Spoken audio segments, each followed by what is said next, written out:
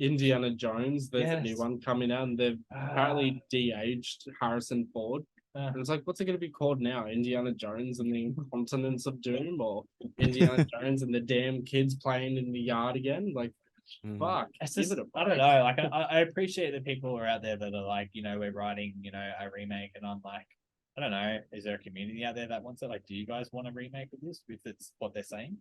Honestly, I just would rather a direct sequel, but it has to have a really good story first. It's also why I'm very hesitant about Saw X that's coming out later this year. And yes, we will recap that one because even now it feels like the mid 2000s are now experiencing this nostalgia wave that happened to all the 90s movies and sitcoms. I mean, we had Roseanne that was, you know, came back for a couple of seasons. Sabrina, what's the other one? Gilmore Girls. Gilmore Girls. All these weird, yeah.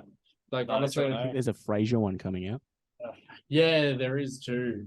I think Becca is actually making a comeback as well, which I was very surprised to hear about. That's odd. Yeah. I did like Becca. Like one of the good ones.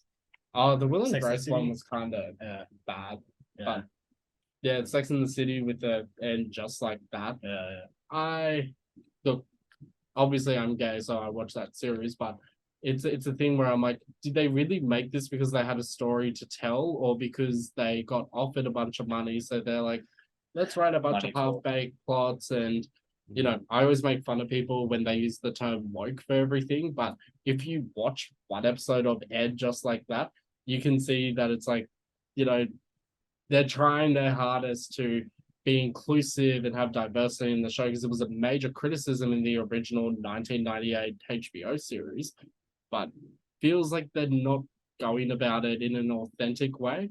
They're just like, oh, she Mexican, let's stereotype her as Mexican. And it's like, that's not what you should be doing. You should create fundamental characters. And sometimes covering all bases to be inclusive just doesn't work. It just feels very forced, or just doesn't work. Like, it's all right sometimes to have an original series and it's a particular, you know, race or something. That might be what it is, but it doesn't mean that the remake needs to be inclusive. I'm not saying that like I'm against that. I just think sometimes these things, it's very in your face, a bit like Sinister at the end.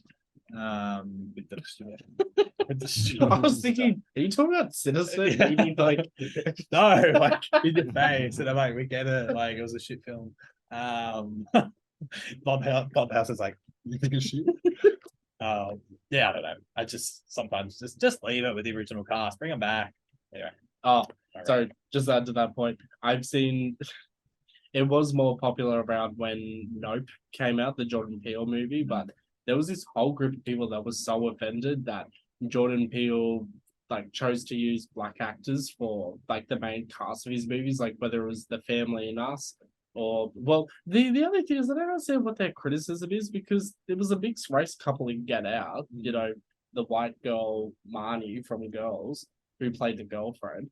And then Nope had, like the black brother and sister. But it also had employee and the guy, and all these people are like, it's unfair. Jordan Peele's reverse racism. And I'm like, you kidding me?